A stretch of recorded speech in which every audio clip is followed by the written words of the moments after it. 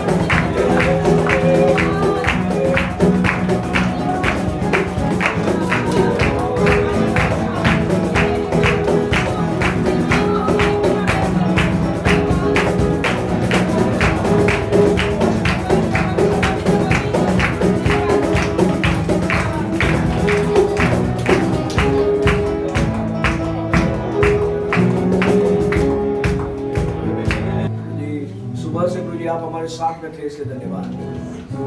आगे भी गुरु जी आपका सहायता हमारी जिंदगी में होने के लिए प्रार्थना करें, आपका कृपा हमारे ऊपर उल्लेख करें, आप हमारी जिंदगी में सहायता करेंगे, विश्वास करें।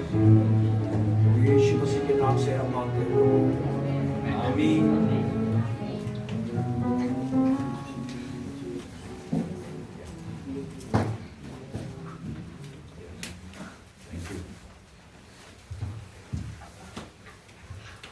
हालेलुया। एक वचन हम लोग पढ़ेंगे, पहला पत्रस दूसरा अध्याय 9वां वचन। पहला पत्रस दूसरा अध्याय 9वां वचन। 1 Peter chapter 2 verse 9।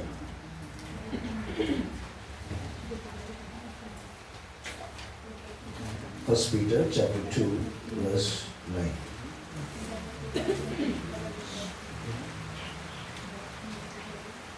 पर तुम एक चुना हुआ वंश और राज्य पदाधिकारी याजकों का समाज और पवित्र लोग और परमेश्वर की निज प्रजा हो, इसलिए कि जिसने तुम्हें अंधकार में से अपनी अद्भुत ज्योति में बुलाया है उसके गुण प्रकट करो। अद्भुत ज्योति में बुलाया हुआ परमेश्वर के गुण हम लोग प्रकट करना है। ये प्रभु का वचन बोलता है ना, हालेलुया। ये गुण प्रकट करना बोला तो क्या है? What is the meaning of showing forth the praises of God? प्रभु के गुण हमारी जिंदगी में प्रकट करना हमारे बाहर के कामों के बारे में नहीं लिखा है। It is not talking about the works that we do। हम लोग जो पुण्य काम करते हैं, लोगों को मदद करते हैं, लोगों को खिला रहे हैं, पिला रहे हैं, नहीं है तो किसी को मदद कर रहे हैं, ये सब दुनिया के लोग भी करते हैं। इससे प्रभु का गुण प्रकट नहीं होता। प्रभु का गुण उसमें प्रकट होता है कि हमारे जिंदगी में परमेश्वर का स्वभाव प्रकट हो जाए। प्रभु के कुछ स्वभाव हमारे अंदर इंस्टिल हो जाए। हमारी जिंदगी में परमेश्वर के जो स्वभाव है हमारी जिंदगी का भाग बन जाए, वो है प्रभु का गुण प्रकट होना। एग्जाम्पल, एक सिंपल सी बात है, बोल रहे हैं प्रकट करना, गुण प्रकट करना बोला तो एक छोटा सा बच्चा इनोश है न तो इनोक है, उन लोग चलते समय पर हम लोग बोलते हाँ देखो ना वो अपना डैडी के जैसे ही चलता है, डैडी के जैसे ही हंसता है, डैडी के जैसे ही बात करता है। वो गुण प्रकट होता है, वो गुण प्रकट करता है। अपना डैडी के जैसा नहीं तो अपना मम्मी के जैसा वो गुण प्रकट करता है। वैसे परमेश्वर बोलता है आपको अंधकार से परमेश्वर ने अद्भुत ज्योति में लेके आया कि आपको देखकर लोग बोले कि ये परमेश्वर का बेटा है, ये परमेश्वर का बेटी है। हालेलुया। आपके जिंदगी के चाल चलन को देखकर लोग बोले कि ये प्रभु का बेटा है, ये प्रभु का बेटी है। आमीन। और वो चाल चलन हमारी जिंदगी में हर दिन बदलते जाना चाहिए। हमारी जिंदगी में ज्यादातर हमारे अभी एक सिंपल से क्वेश्चन आपसे मैं पूछना चाहता हूं, क्या प्रभु का गुण आपके जिंदगी से प्रकट हो रहा है? किधर भी आपके जिंदगी में परमेश्वर के जो स्वभाव आपके जिंदगी से प्रकट हो रहा है, जो लोग आपको देखकर बोलते हैं हाँ ये सचमुच परमेश्वर का बेटा है, प्रभु का बेटी है, ये बात अपनी जिंदगी में हम लोग जांचना है। हम हंसते हैं, मुस्कुराते हैं, एक दूसरे को मदद करते हैं, एक दूसरे के साथ में समय बिताते हैं, एंजॉय करते हैं, ये सब दुनिया के लोग भी करते हैं। मैं बोल रहा हूं ये बात ऐसे ही गेट टुगेदर इतना ही है, ये पार्टी नहीं है। इधर प्रभु का सन्निधि में हम लोग सब लोग साथ में आए हैं, लेकिन उन लोग एक पार्टी के रूप में नहीं तो इधर उधर एक पिकनिक के लिए जाते समय पर उन लोग अलग अलग जगहों से लोग एक साथ इकट्ठा होकर एंजॉय करते हैं। उन लोग हंसते हैं, खिलते हैं, उन लोग मुस्कुराते हैं, एक दूसरे के साथ अच्छा एंजॉय करते हैं। वैसा गुण नहीं, परमेश्वर ऐसा ही गुण। प्रभु चाहता है एक बात हमारी जिंदगी से कि हमारे जिंदगी के चाल चलन की वजह से परमेश्वर चाहते हैं कि प्रभु का स्वभाव हमारी जिंदगी में इंस्टिल हो जाए। अब एक बात अपना जिंदगी में हम लोग how do you feel like your nature? सब लोग को एक सिंपल सा क्वेश्चन होगा, आपका स्वभाव आपको पसंद आता है, पसंद है या नहीं है? ये कुछ बातें आपके जिंदगी में है जो आपको पसंद नहीं है। हेलो, पसंद नहीं है, वो किधर से आया है? बाप दादों से आया है। Some patterns of our thinking, some patterns of our traits, character traits are all from our bloodline. बोलो तो परंपरा से, माता पिता से, बाप दादों से हमारे जिंदगी में आ चुका हुआ कुछ स्वभाव है। कभी कभी बोलते हैं ना, उसका गुस्सा उसका दादा के जैसा है, नहीं तो उसका सोचने की तरीका उसका दादा के जैसा है, वो बात करता है दादा के जैसे बात करता है। कुछ कैरेक्टर ट्रेट्स हमारी जिंदगी में बाप दादों से हम लोग को मिलता है, लेकिन वो बाप दादों से मिला हुआ वो स्वभाव दिखाने के लिए परमेश्वर ने आपको बुलाया नहीं है। अमुक मैं सुबह बोला वही बात है, अमुक खानदान के हम है बोलकर दिखाने के लिए परमेश्वर ने आपको चुना नहीं है। परमेश्वर ने इसलिए चुना है कि आपके द्वारा परमेश्वर का स्वभाव प्रकट हो जाए, आपके द्वारा परमेश्वर के गुण प्रकट हो जाए। हालेलुया। और कितने लोग जो शास्त्र पढ़ चुके हैं, जो लोग साइंस पढ़ते हैं, उन लोग ये बात पढ़ते हैं, डीएनए आरएनए, ये दोनों ऐसा एक चीज है जिसमें आपका पूरा जीन्स, जेनेटिक इंजीनियरिंग हम लोग बोलते हैं, जेनेटिक पूरा हर एक मनुष्य को एक जेनेटिक एक लिस्ट है जिसमें अलग अलग स्वभाव उसके हिसाब से हमारी जिंदगी में आ जाता है। लेकिन परमेश्वर का वचन के हिसाब से हम लोग I think it is in पहला कोरिन्थी में ऐसा पढ़ते हैं, जो कोई परमेश्वर यीशु मसीह में है वो एक नया सृष्टि है। Whoever is in Christ is a new creation. New creation क्यों बोलता है?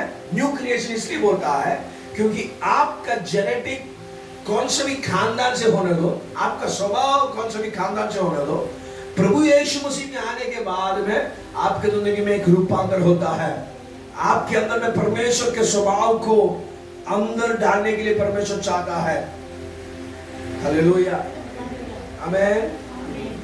ये कुछ गाना है अभी नया नया, मैं तुझको पसंद आऊं, तेरी आदतों से भर दे, तेरे इच्छाओं को भर दे, ऐसा हम लोग गाना गाते हैं। लेकिन उससे ज्यादा मैं प्रभु से प्रार्थना करता हूं, प्रभु मैं चाह के बिना ही एक रूटीन मेरे जिंदगी परमेश्वर की इच्छा के अनुसार मैं ज्यादा उसके ऊपर जी। Your nature is something which is not given much attention to. You react.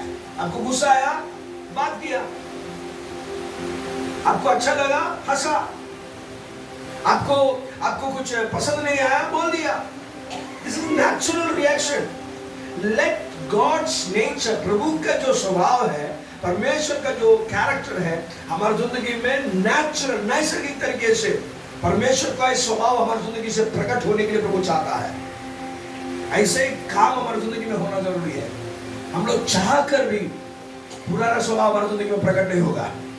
हम लोग चाह कर भी बाप दादों का स्वभाव हमारी जिंदगी में प्रकट नहीं होगा। हम लोग चाह कर भी डैडी का, मम्मी का जो भी बातें हमारी जिंदगी में वापस प्रकट नहीं होगा। ये बात हमारी जिंदगी में हम लोग को परमेश्वर के सामने हम लोग को प्रार्थना करना है, प्रभु से बोलना है, प्रभु मेरे बाप दादों से मिला हुआ बातों को लेकर चलने के लिए नहीं है, आपसे मिलता हुआ बातों को लेकर चलने के लिए मुझे आप कृपा दे, मुझे आप शक्ति दे। So when you give time to God, जब आप प्रभु को समय देता है, God does a change of wire in you. Wiring, you know, हमारी जिंदगी में जब भी आपको ये घर का वायरिंग करना है, वायरिंग बदलना है, वैसे ही परमेश्वर आपकी जिंदगी में एक वायरिंग बदल देता है, आपका स्वभाव बदल देता है, आपका सोचने की तरीका बदल देता है, आपका चाहने की तरीका बदल देता है। आप वही व्यक्ति हैं लेकिन आपके अंदर में एक बदलाव आ चुका है। वो बदलाव हमारी जिंदगी में एक नाटक की बात नहीं रहेगा, नैसर्गिक रहेगा। It will be something very natural. It will not be something that you are trying to fake it out. आप दूसरों को दिखाने के लिए कुछ करेगा नहीं है, आप नैसर्गिक तरीके से परमेश्वर का स्वभाव दिखाने वाले आपकी जिंदगी में बन जाएंगे। हालेलुया। उसी के लिए परमेश्वर ने आपको बुलाया है। तो बहुत बार लेकिन ऐसा हो जाता है, ये स्वभाव हमारी जिंदगी से हटते नहीं है। Praise the Lord. For example आपको समझे, एक है स्वभाव, दूसरा है अपने क्या बोलते हैं उसको, one is your character, one is the traits that you carry from your father mother. Okay, character traits. Second is the your sicknesses. कभी कभी बीमारियां, कभी कभी रोग, कभी कभी कुछ घटनाएं जो बाप दादों में हुआ है, वही घटनाएं वापस आपके जिंदगी में हो रहा है। एग्जाम्पल आपको समझने के लिए ऐसा एग्जाम्पल दूंगा, मैं आपको ये बात इसको समझाएंगे। एक है, कितने लोगों को माँ बाप के जैसा गुस्सा आता है, तो आपको उसमें से बाहर निकलना नहीं है। मेरे जिंदगी की बात बोलते हैं तो मैं सबसे ज्यादा गुस्सा करने वाला व्यक्ति था। मैं गुस्सा होते समय पर मेरा हाथ मेरा थरथरने के शुरू हो जाता था, इतना ज्यादा गुस्सा करने वाला व्यक्ति था। लेकिन एक दिन परमेश्वर ने मुझसे बात किया, why are you carrying the traits that you are not supposed to carry. पुत्र आत्मा ने मेरे अंदर में एक बात ऐसा डाल दिया कि आप ऐसा कुछ स्वभाव क्यों लेके चल रहे हो जो आपको लेके चलना नहीं है। Praise the Lord. दूसरी बात है नेगेटिव थिंकिंग, गलत तरीके से सोच। हर बात में हम लोग कुछ करने के लिए जाते हैं, मैं ठीक कर पाऊंगा क्या, मैं वो एग्जाम बराबर लिख पाऊंगा क्या, दैट्स नेगेटिव थिंकिंग। मैं अच्छी तरह से पढ़ पाऊंगा क्या, मैं एग्जाम बराबर लिख के पास होऊंगा क्या। क्यों सोच रहा है, जब तक लिखता नहीं है तो सोचने का क्या जरूरत। हमारे मन में वो नेगेटिव थिंकिंग आ जाता है, गलत सोच आता है कि आपको आगे बढ़ने के लिए रोक देता है। कॉन्फिडेंस नष्ट होता है, आपके जिंदगी में हियाव नष्ट हो जाता है। और ये कैरेक्टर आपके मम्मी में या डैडी में या बाप दादों में या दादा में दादी में किसी के जिंदगी में तो रहेगा ही। हमारे कितने लोग समझ रहे हैं जो बोल रहे हैं। You have to work it out. You cannot just without attending it. आप उसको ध्यान दे के बिना जी नहीं सकता। आप आज उसके ऊपर काम नहीं किया, एक दिन आपको काम करना ही पड़ेगा। Today if you are not working on it, you will have to work on it one day. Hallelujah. अपने जिंदगी में हम लोग जांच कर देंगे कि क्या परमेश्वर हमारी जिंदगी में चाहता हुआ जो स्वभाव है मेरी जिंदगी में प्रकट होने के लिए क्या रुकावटें मेरी जिंदगी में है। जब तक एक स्वभाव हटते नहीं है, दूसरा स्वभाव आपकी जिंदगी में नहीं आते हैं। It's a replacement, you know, it's a replacement. It is not together. साथ में नहीं चलता है। दो विपरीत स्वभाव जो है साथ में नहीं चलता है। Either you are angry or you are not getting angry. हमेशा गुस्सा आता है, नहीं है तो आपको गुस्सा नहीं आता। ये दोनों में होता, दोनों साथ में लेके नहीं चल सकता है। Either you are positively thinking or you are negatively thinking. हमेशा सही तरीके से सोचता है, नहीं है तो आप गलत तरीके से सोचता है। ये दोनों को साथ में लेके नहीं चल सकता है।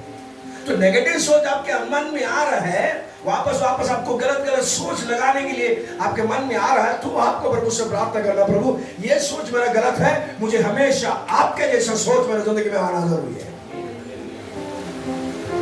प्रभु मेरा सोच और आपका सोच में एक तुलन होना जरूरी है। I want to not think like how you think. Hallelujah. Hallelujah. प्रभु काम करने के लिए शुरू करते समय पर वो कभी भी गलत नेगेटिव सोचते नहीं, मैं वो करूंगा तो क्या होगा, क्या ये सोचते हैं। प्रभु परमेश्वर ऐसा सोचते हैं ऐसा। हेलो, सोचता है परमेश्वर ऐसा सोचता है क्या? नहीं सोचता है, क्योंकि प्रभु को पता है मेरे को हो सकता है। ओके, अभी एक क्वेश्चन आपसे पूछना चाहता हूं।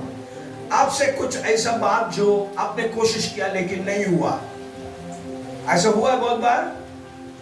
You have tried something and you could not do it. आपने कुछ करने के लिए कोशिश किया लेकिन नहीं हुआ, उसका मतलब क्या है कि वो नहीं हो सकता, ऐसा है क्या? Hallelujah. It's not that it cannot be done. It was not possible with you. That doesn't mean that it cannot be done. Through faith in Jesus Christ, it's possible. यीशु मसीह के ऊपर विश्वास करने से, प्रभु यीशु मसीह आपको शक्ति देने से वो काम जरूर हो सकता है। Hallelujah. Just because it's not done the first time, just as because not done the second time, पहली बार वो फेल हो गया, दूसरी बार फेल हो गया, तीसरी बार फेल हो गया, चौथी बार फेल हो गया, ऐसे में छोड़ दिया, ऐसा है क्या? नहीं। You have to keep on trying till you succeed, क्योंकि प्रभु के लोग ऐसा है, उन लोग छोड़ते नहीं, गिरा तो भी उठ के चलने के लिए शुरू हो जाता है। Hallelujah. If a person, that is how our thinking should change, हमारे सोचने का तरीका बदलना है।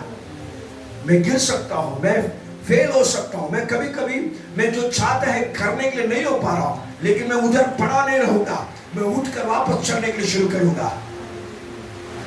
वो सोच हमारी जिंदगी में बदलना जरूरी है।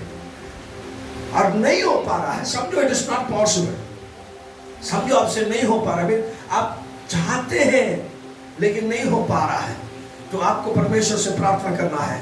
I want to break the bloodline that is coming into my life। मेरे जिंदगी में बाप दादाओं से मिलता हुआ जो भी आदतें हैं, जो भी स्वभाव है, यीशु मसीह के नाम से मैं उसको तोड़ता हूं बोलकर आपको आइडेंटिफाई करके आप उसको तोड़ना है। हालेलुया। समझ रहे हैं? बोलने का, परमेश्वर से बोलना, I will be the last person, I will be the last person, मेरे बाद ये स्वभाव आगे बढ़ेगा नहीं। Hallelujah. I will be the last person, ये स्वभाव, ये गलत आदत मेरे आगे नहीं बढ़ेगा। हालेलुया। ऐसे एक सोच हमारी जिंदगी में आना है, ऐसे एक मन भावना हमारी जिंदगी में। और प्रभु कभी कभी कुछ लोगों को प्रभु चुनता है और प्रभु रखता है कि आपके द्वारा ये सालों सालों से जो तंग होता है, सालों से जो तंग आ रहा है, वो तंग खत्म होने के लिए परमेश्वर एक व्यक्ति को चुन लेता है। हालेलुया। इजरायली लोग, यहूदी हिब्री लोग जो है, जब इस मिस्र देश में थे, कितने साल थे उन लोग उधर? 400 साल, 430 साल तक, अप्रोक्सीमेटली 430 साल उन लोग थे।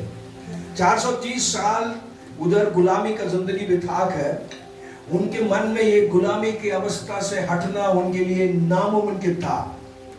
उनको वो गुलामी का जो जिंदगी के विपरीत एक जिंदगी सोचने के लिए उनसे नहीं हो पा रहा था। हालेलुया। शारीरिक तौर से उनको परमेश्वर ने मूसा के द्वारा उनको बाहर निकाला, तो भी बहुत बार उनके सोचने की तरीकाओं में, उनके आदतों की अवस्थाओं में, खुरखुरापन की बातों में, उन लोग हमेशा वो गुलामी का जिंदगी का अवस्थाएं उनकी जिंदगी में वापस वही बातों को लेकर परमेश्वर को दुख देने की बातें उनकी जिंदगी में हुआ। They always kept on complaining, they always kept on saying something against the Lord because of unbelief। अविश्वास के कारण उन लोग बहुत सारी अवस्थाओं में शारीरिक तौर से उन लोग मिस्र देश से बाहर थे, लेकिन आत्मिक तौर से उनकी जिंदगी में छुटकारा नहीं हो चुका था। हमारी जिंदगी में भी ऐसे ही, हम लोग अलग अलग खानदान से हम लोग बाहर निकले हैं, शारीरिक तौर से हम लोग बाहर निकले हैं, शारीरिक तौर से मूर्ति पूजा सब छोड़ चुका है, शारीरिक तौर से हम लोग बाकी सारे रीति रिवाजों को हम लोग छोड़ चुका है, लेकिन आत्मिक तौर से हम लोग को छुटकारा हो चुका है या नहीं है, अपना जिंदगी में हम लोग को जांच कर देखना है। वो कैसा मालूम पड़ेंगे?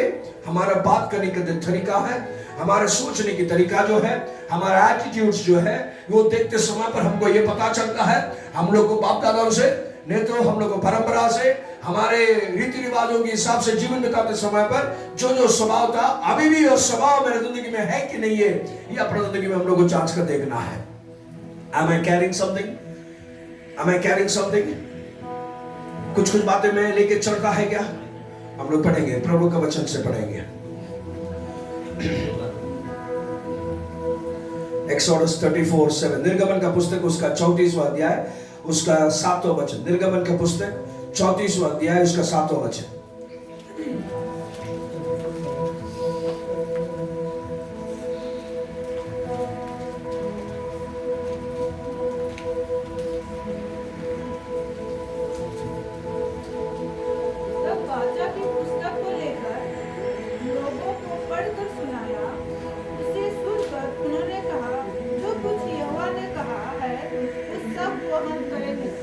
निर्गमन का पुस्तक 34 का 7। हजारों पीढ़ियों तक निरंतर करुणा करने वाला, अधर्म और अपराध और पाप का क्षमा करने वाला है, परंतु दोषी को वह किसी प्रकार निर्दोष न ठहराएगा। आमीन। वह पितरों के अधर्म का दंड उनके बेटों, परपोतों और परपोतों को भी देने वाला है। आमीन। बेटों, पोतों, परपोतों। ओके, तो पिता लोगों से शुरू किया जाता है, पिता से शुरू होता है, बेटों के जिंदगी में आता है, पोतों के जिंदगी में आता है और परपोतों के जिंदगी में आता है। वापस मैं बोल रहा हूं, पिता लोगों ने पाप किया है, पिता लोगों का पाप जो है बेटों के ऊपर आता है, बेटों ने बेटों के जिंदगी से बाद में पोतों के जिंदगी में आता है, पोतों के जिंदगी से परपोतों के जिंदगी में आता है। 4 पीढ़ी तक, 4 पीढ़ी तक। बोलो तो आप चौथा पीढ़ी है तो समझो you are the 4th generation. और ज्यादातर हम लोग अन्य अन्य जाति से, हम लोग पहला पीढ़ी है जो परमेश्वर के विश्वास में हम लोग आ चुका है। हमारे 1 या 2 जनरेशन ऊपर गया, उन लोग विश्वास में नहीं है, उन लोग अभी भी मूर्ति पूजा में है, अभी भी उन लोग अन्य देवताओं को, देवियों को मानते हैं। हम परमेश्वर की दया से, प्रभु की कृपा से हमारे ऊपर परमेश्वर का करुणा होकर हम लोगों ने बाहर निकले। अभी मैं चौथा पीढ़ी है समझो, मैं चौथा पीढ़ी है समझो। तो मेरे ऊपर मेरा माँ बाप, मेरे माँ बाप के माँ बाप और माँ बाप, और ऐसा बोला तो 15 लोग हैं मेरे जिंदगी के ऊपर, उसका प्रभाव मेरे ऊपर आता है। कितने लोग हैं? 15 लोग। So 15 people, approximately 15 people, what they have done can have an influence on my life. 15 लोगों ने जो पाप किया है, जो गलत काम किया है, जो गलत आदतों से उनका जिंदगी बिताया है, उनके कामों का प्रभाव मेरे जिंदगी के ऊपर आ सकता है। हालेलुया। तो मुझे उसमें से बाहर निकलना नहीं है क्या? और कभी कभी ऐसा भी होता है कि हमारे ऊपर का 4, मेरे डैडी को याद करते हैं, डैडी का मम्मी को याद कर, डैडी को तो मैंने देखा ही नहीं है, डैडी का मम्मी को याद है, मैं मम्मी के साइड से मम्मी को याद है, अपने मम्मी के डैडी मम्मी को याद है, और किसी को मैं उसके ऊपर मैं जानता ही नहीं है। I don't know anybody about that. लेकिन प्रभु का वचन के हिसाब से जो पाप करता है, जो गलत काम करता है, गलत आदतों के हिसाब से जिंदगी बिताता है, उनका 4था पीढ़ी तक परमेश्वर पूछेगा, उनके प्रभु का वचन बोलता है, और उसमें कोई फर्क नहीं, आज भी वैसे ही है। लेकिन प्रभु के दया से प्रभु ने सोचा आपको और मुझे ये अंधकार से, ये अंधकार से, ये दुष्टता से भरा हुआ ये पीढ़ी से, ये परंपरा से परमेश्वर हम लोग को बाहर निकालने के लिए प्रभु ने आपके मन में, आपको प्रभु ने चुन के अलग किया है। यही है प्रभु का वचन का असलियत। अंधकार से प्रभु ने आपको रोशनी में लेके आया ताकि आप परमेश्वर के गुण को प्रकट करें। हालेलुया। प्रभु चाहता है कि आपकी जिंदगी से ये परंपरा से आया हुआ कितना भी गंदे काम होने दो, ये परंपरा से आया हुआ कितना भी गंदे आदतें रहने दो, ये परंपरा से आया हुआ कितना भी गलत अवस्थाएं, आदतें होने दो, वो सब कुछ आपके पीढ़ी से, आपका ये जनरेशन से खत्म होना चाहिए, आगे नहीं जाना चाहिए। हालेलुया। और हमारा प्रार्थना यही होना चाहिए, प्रभु मेरे जिंदगी में हो चुका वो बात है, मेरे बच्चों की जिंदगी में नहीं आना है, मेरे जिंदगी में हो चुका वह गिरावट है, मेरे बच्चों की जिंदगी में नहीं होना है। हालेलुया। आप लोग भी वैसे ही, हर एक व्यक्ति, हर एक जवान लोग ये प्रार्थना करना है, don't carry the baggage that the hereditary people have given to you. Don't carry it. I'm not talking about the good things. मैं अच्छे बातों के बारे में, जो प्रभु के गुण लोग लेके चले, जो परमेश्वर का आग को लेके चले, वो लेके चलना, मैं बोलता हूँ no problem, you can carry it. But if you have carried any wrong baggages, उन लोग गलत स्वभाव, गलत आदतों को उन लोग लेके चला है तो, और वो गलत आदत आपकी जिंदगी में दिख रहा है, वो गलत स्वभाव आपकी जिंदगी में दिख रहा है, वो गलत बीमारी आपकी जिंदगी में दिख रहा है, तो आपको उसको कैंसिल करना है, उसको इनकार करना है। हालेलुया। डायबिटीज होने दो, ब्लड प्रेशर होने दो, कैंसर होने दो, कौन सा भी बीमारी होने दो, बाप दादों से आगे तक आया हुआ जो भी बीमारी होने दो, सबको यीशु मसीह के नाम से हम लोग उसको कट करना है, कैंसिल करना है, बोलना है मेरे जिंदगी से ये खत्म हो जाएगा। Hallelujah, hallelujah. एस्तर रानी के बारे में कितने लोग पता है? एस्तर रानी, उनका कहानी पता है आपको? एस्तर रानी का कहानी पता है? परमेश्वर ने एस्तर को चुन लिया, एस्तर को चुन लिया। क्यों पता है ब्रदर? मैं आपको बताऊंगा, उसका कहानी बताऊंगा। आपको कहानी बताया तो आपको समझ में आएगा। अगाग बोल के एक राजा था जिसको शाऊल खत्म करना चाहिए था, लेकिन उसको खत्म नहीं किया, उसको जिंदा रखा। प्रभु ने बोला था उसको पूरा तरीके से खत्म कर दो, कुछ भी ना रखने छोड़ना। लेकिन शाऊल ने राजा को और भेड़ बकरियों को, अच्छे अच्छे तगड़े भेड़ बकरियों को उसने रख छोड़ दिया। 500 साल के बाद में अगाग का बेटा हामान, अहाश्वेरोश राज्य के अंदर में राजा का राइट हैंड बोलकर हामान आता है। हामान उधर आने से पहले 5 साल पहले परमेश्वर एस्तर को बिठाता है। सोचो, शैतान प्लान बनाते समय पर प्रभु अपना प्लान, ये पहला मूव, फर्स्ट कदम लेने से पहले ही 5 साल पहले परमेश्वर ने एस्तर को उस राज्य के अंदर में बिठाया। हालेलुया। समझ रहे? कितने लोग समझ रहे मैं जो बोल रहे हैं? 5 years before Haman came on the scene, Esther is already the queen. Esther already एक रानी बनकर उधर बैठी है। हामान आने से पहले, हामान कौन है? अगाग का छोटा बेटा, पोता, जो परमेश्वर ने एक समय पर खत्म करने के लिए प्रभु ने प्लान किया था शाऊल के द्वारा, लेकिन शाऊल ने वो काम पूरा नहीं किया। हालेलुया। एस्तर को अभी क्यों बिठाया? एस्तर को क्यों बिठाया? एस्तर को इसलिए बिठाया, प्रभु बोला जो शाऊल से नहीं हुआ वो एस्तर के द्वारा होना है। Hallelujah, praise the Lord. जो शाऊल से नहीं हुआ एस्तर से होना है। एस्तर को बिठाया, हामान आया।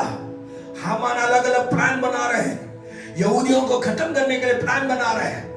एक समय पर इस्राएल के हाथ में था ये अगाग को, ये अमालेक के पूरा शक्तियों को खत्म करने के लिए, अमालेक का राजा को अगाग बोलते हैं, अमालेक के शक्तियों को पूरा खत्म करने के लिए शाऊल के हाथ में था, इस्राएल के हाथ में था, लेकिन इस्राएल ने नहीं किया, छोड़ दिया, प्रभु का उल्लंघन किया। और उस जगह पर अभी 500 साल के बाद में एस्तर रानी बनते समय पर हामान सीन में आने से पहले, शैतान अपना पहला कदम रखने से पहले, परमेश्वर ने अपना दासी को उधर उसी राज्य में 5 साल पहले ऑलरेडी रख दिया।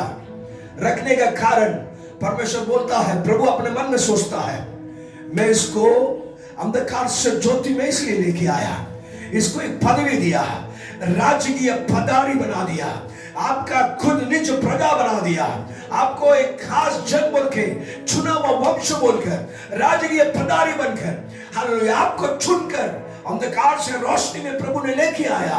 उसका कारण यह है परमेश्वर का गुण वो राज्य में, ये गोवा राज्य में प्रकट होना चाहिए, ये कर्नाटक राज्य में प्रकट होना चाहिए। हालेलुया।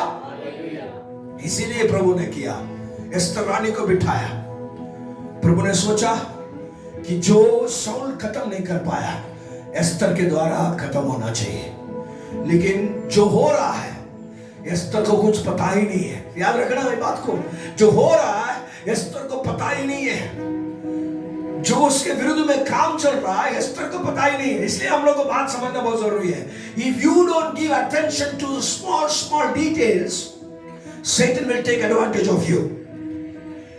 आप छोटे छोटे बातों के ऊपर ध्यान नहीं देते हैं तो शैतान आपके ऊपर वो वो गरजने वाले सिंह के समान, किसको फाड़ खाऊं, किसको नाश करूं, किसको चोरी करूं, ये देखकर खड़ा होता हुआ एक शेर, एक सिंह है, वो है शैतान।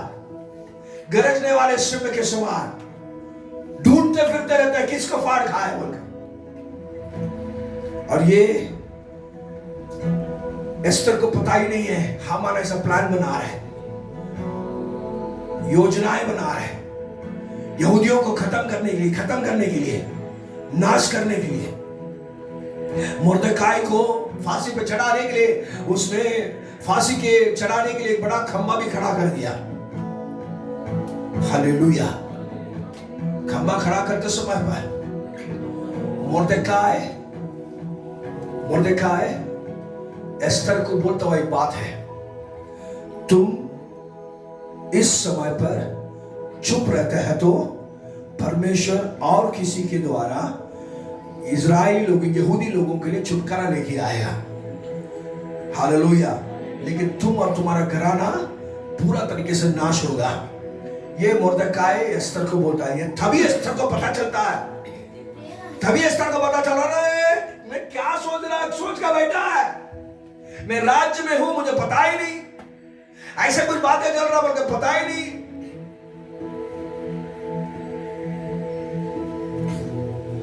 मुर्दकाई एक बात बोलता है, शायद आपको इस पदवी में प्रभु ने इसलिए लेके आया ताकि आपके द्वारा परमेश्वर का काम प्रकट हो जाए। और मैं आपको भी ये बात बोलना चाहता हूं,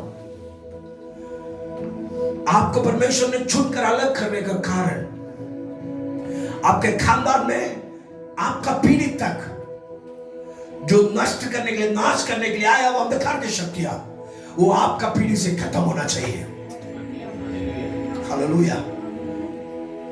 और आपकी आगे आने वाली पीढ़ी को वापस वो शत्रु कभी दिखना नहीं चाहिए, वो वापस वो बीमारी दिखना नहीं चाहिए, वापस वो आदत दिखना नहीं चाहिए, वापस वो परंपरा से आता हुआ जो भी बातें जो है तंग करने के लिए आता हुआ बातें दिखना नहीं चाहिए। उसके लिए प्रभु ने आपको चुना है। हालेलुया। और ये स्तर उनको पता चलते समय पर उन्होंने उपास और प्रार्थना प्रकट किया। हम लोग जैसा आज हम लोग उपास प्रार्थना रख रहे हैं ना, वैसे उन्होंने उपास प्रार्थना रख दिया। उन लोगों ने भी 3 दिन का उपास प्रार्थना रख दिया। 3 दिन का उपास प्रार्थना के बीच में परमेश्वर एस्तर को तैयार कर रहा है।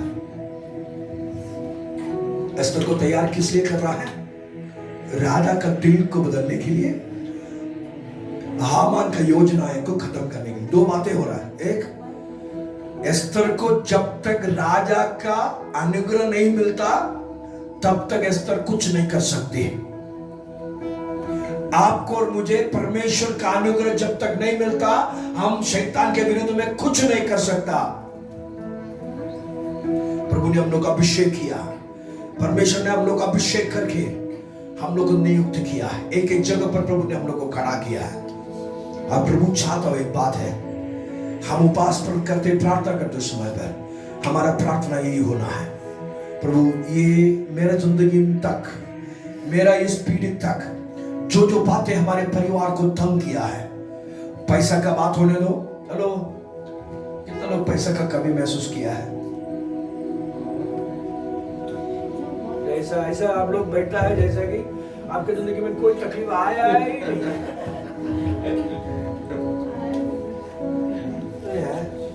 आया ना। तो आपका बच्चे भी पालना है, आपका बच्चों का जिंदगी में भी होना है, उसके लिए रुका है नहीं ना? हालेलुया। है कि नहीं? बीमारी होने दो, आदतें होने दो, स्वभाव की बातें होने दो, पैसे की कमी रहने दो, आपकी जिंदगी में आगे बढ़ने के लिए चाहते लेकिन आप आगे बढ़ नहीं पा रहे हैं। कितनी बातें हैं जो आपकी जिंदगी को रोकता है। आपका प्रार्थना, ये उपास प्रार्थना खत्म होने से पहले आपको परमेश्वर से प्रार्थना करना है, प्रभु मेरे जिंदगी में मुझे तंग किया हुआ, मेरे जिंदगी को तकलीफ दिया हुआ, मेरे जिंदगी को इतना, मेरे जिंदगी में परेशानी लेके आया हुआ अंधकार की शक्तियां मेरा जिंदगी से खत्म होना चाहिए। मैं उसका जीत के ऊपर ही जीत के ऊपर जीत लेके ही आगे बढ़ेगा। यही सोचकर हम लोग आगे बढ़ना है।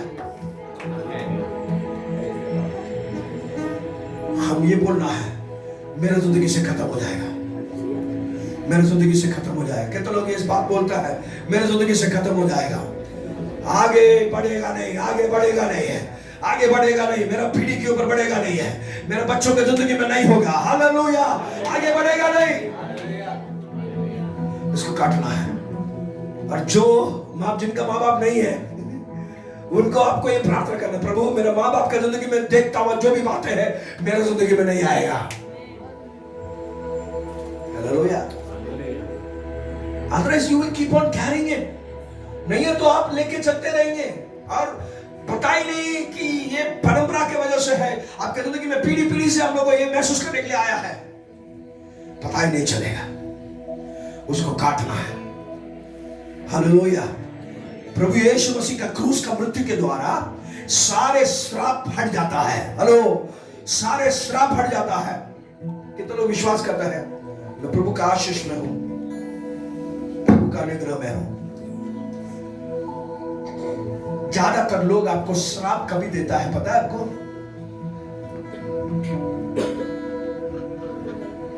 अच्छे स्वभाव के रहने समय पर प्रभु लोग श्राप करते हैं। आप प्रेम दिखाते समय पर लोग श्राप करते हैं।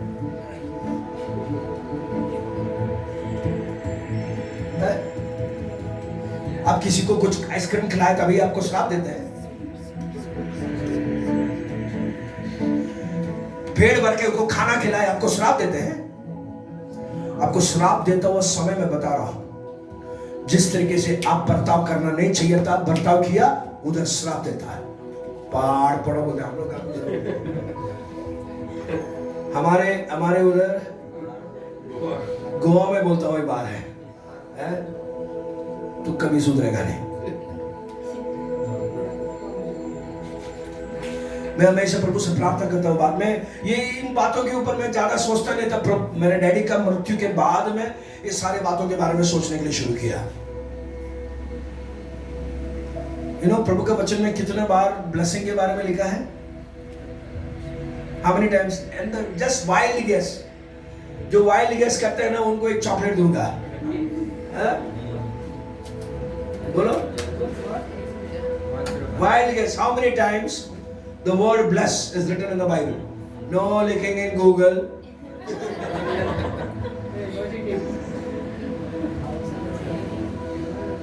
Anybody? Wild guess, wild guess. चलो wild guess. मैं बोल रहा हूँ wild guess.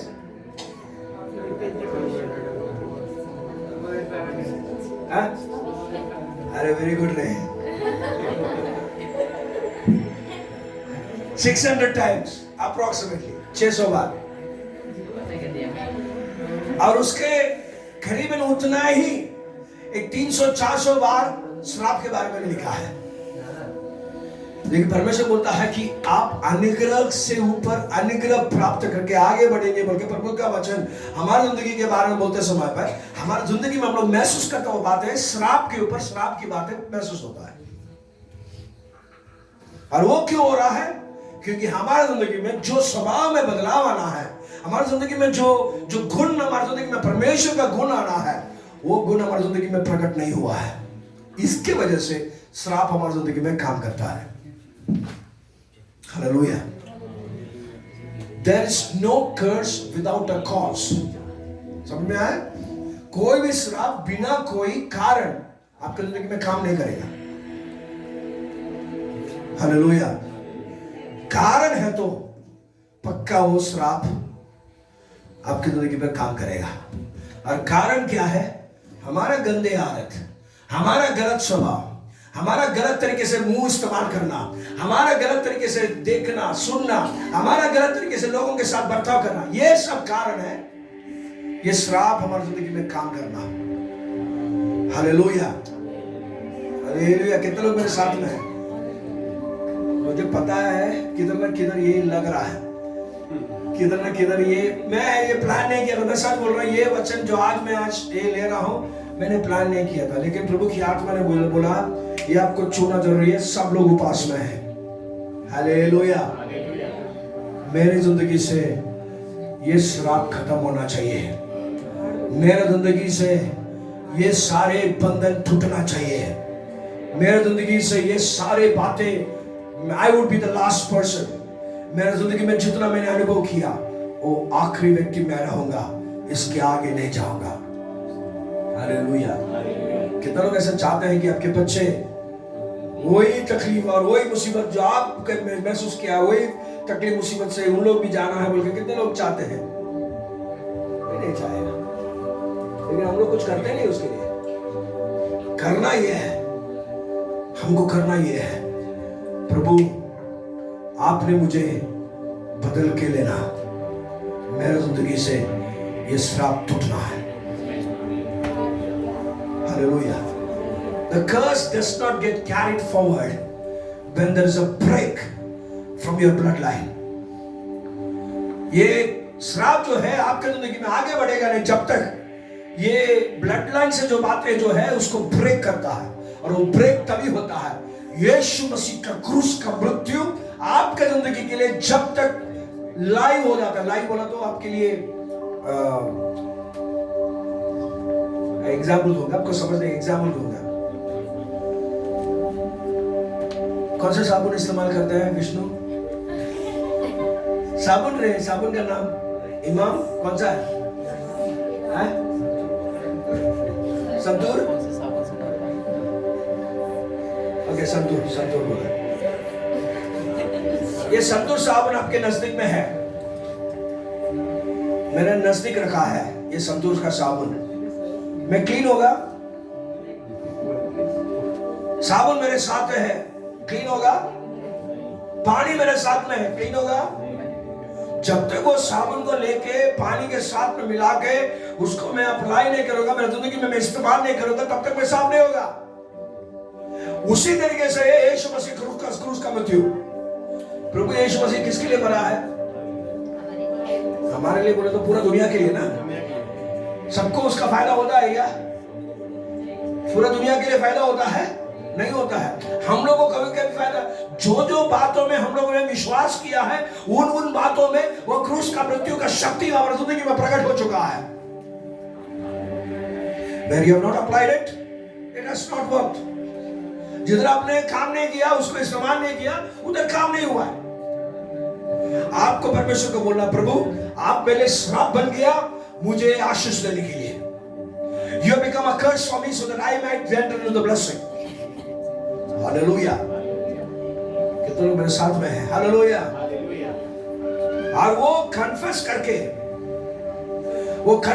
कबूल करके लेना है, प्रभु ये अनुग्रह मेरे लिए है, ये अनुग्रह मेरे लिए है, श्राप मेरे लिए नहीं है। हालेलुया। इसको कट कैसे करते हैं? उसको आप बंद कैसे करते हैं? आपको बाप दादों के पापों के लिए कबूल करना है। उन लोग मर के गए रहेंगे, उन लोग मर के चले गए रहेंगे, लेकिन उनके लिए, उनके पापों के लिए आप प्रभु को क्षमा पूछेंगे। नहम्याह का पुस्तक में आएंगे। Let us come to the book of Nehemiah chapter 1. नहम्याह उसका पहला अध्याय है। नहम्याह पहला अध्याय 6वां वचन। Nehemiah chapter 1 verse 6.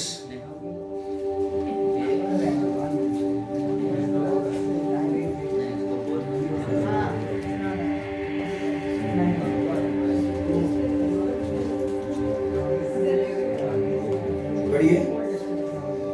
नहम्याह पहला अध्याय 6वां वचन।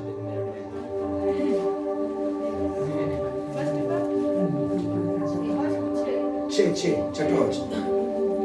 तू कान लगाए और आंखें खोले रख, जो प्रार्थना में तेरा दास इस समय तेरे दास इस्राएलियों के लिए दिन रात करता रहता हूँ, उसे तू सुन ले। मैं इस्राएलियों के पापों को जो हम लोगों ने तेरे विरुद्ध किए मान लेता हूँ। मैं और मेरे पिता के घराने दोनों ने पाप किया है। मैं और मेरे पिता के घराने दोनों पाप किया है। So you need to Confess the sins of your grandparents, your parents. आपको बाप दादों का पापों के लिए प्रभु से क्षमा पूछना है। कैसे करेंगे? प्रभु, मैं और मेरा घराना आपके विरुद्ध में पाप किया है, हमको क्षमा करना है। अनजाने जाने उन्होंने बहुत सारे गलती किया है, उस सारे पापों के लिए प्रभु आप मुझे क्षमा करना है। और क्षमा पूछने के बाद में हम परमेश्वर को बोलते हैं, प्रभु मैं विश्वास करता हूं आपने मेरे लिए क्रूस का मृत्यु, मेरे श्राप से छुटकारा देने के लिए, श्राप हटाकर मेरी जिंदगी में अनुग्रह मिलने के लिए आपने क्रूस का मृत्यु मेरे लिए सह चुका है। और इसलिए यीशु मसीह के नाम से आपका क्रूस का मृत्यु की शक्ति के द्वारा मेरे जिंदगी में आ चुका हुआ सारे पापों से मिला हुआ जो भी आदतें हैं, जो भी श्राप है, जो भी स्वभाव है, सब कुछ मैं यीशु मसीह के नाम से मैं कैंसिल करता हूं।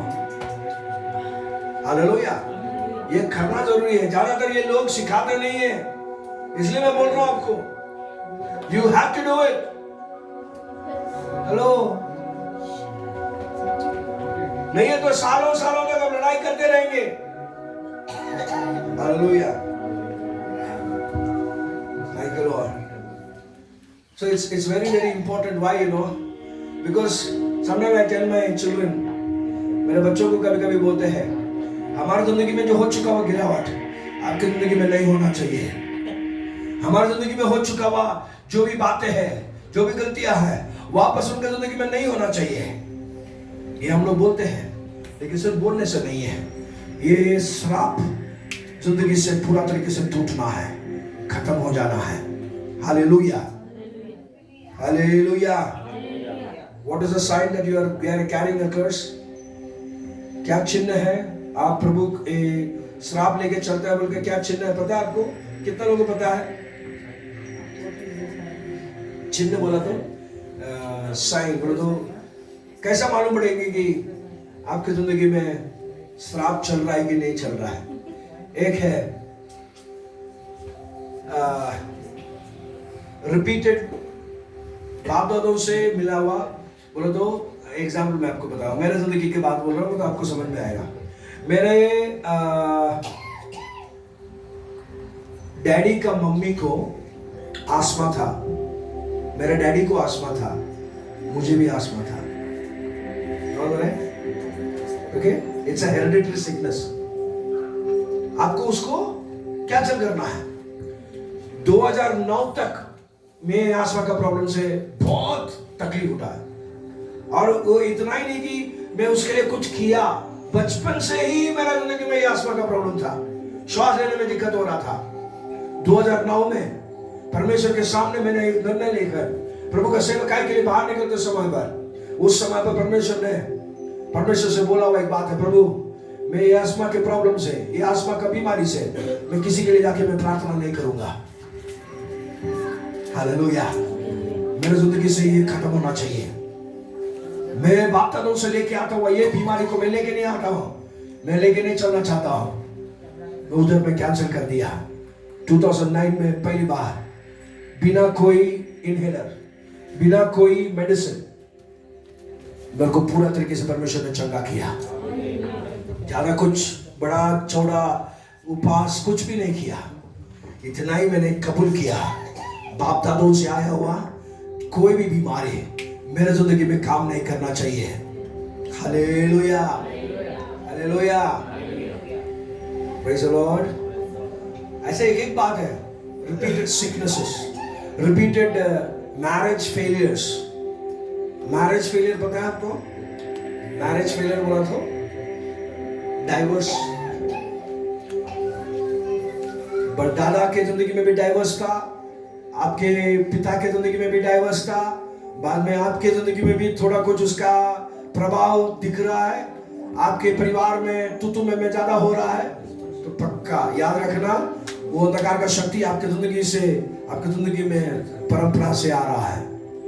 Hallelujah. Everybody will not have all the types, all the signs. हर एक व्यक्ति को अलग अलग हर एक तरीके से ये चिन्ह नहीं दिखेंगे।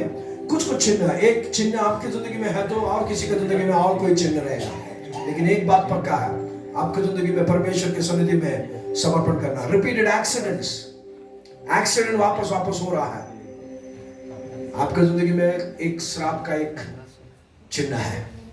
पैसा का कमी, पैसा है नहीं है ऐसा नहीं है, लेकिन हमेशा कुछ ना कुछ घटी महसूस होता है, वो भी एक श्राप का एक चिन्ह है। बोलो तो जरूरत के टाइम पे पैसा नहीं रहता है, जरूरत जब रहता है तभी पैसा नहीं रहता है, वो भी एक श्राप का चिन्ह है। हमारी जिंदगी में हम लोग परमेश्वर के सामने ये 3 दिन का उपास प्रार्थना खत्म होने से पहले हमारी जिंदगी में ये श्राप का पूरा बंधन टूटना जरूरी है। हम लोग प्रभु से प्रार्थना करेंगे। उपास और प्रार्थना में सबसे best time, I am telling you, to break open from all your curses. आपके सारे श्रापों से, आपकी जिंदगी में सारे स्वभाव, गलत स्वभाव से, आदतों से छुटकारा प्राप्त करने के लिए बेस्ट टाइम बोला तो उपास और प्रार्थना के बीच में। प्रभु आपको ये सारे वचनों से प्रभु आपको अनुग्रह करने दो। हालेलुया। बहुत कुछ बोलने के लिए है, लेकिन टाइम भी आगे बहुत जा रहा है। हम लोग एक गाना गाकर हम लोग परमेश्वर को आराधना करेंगे।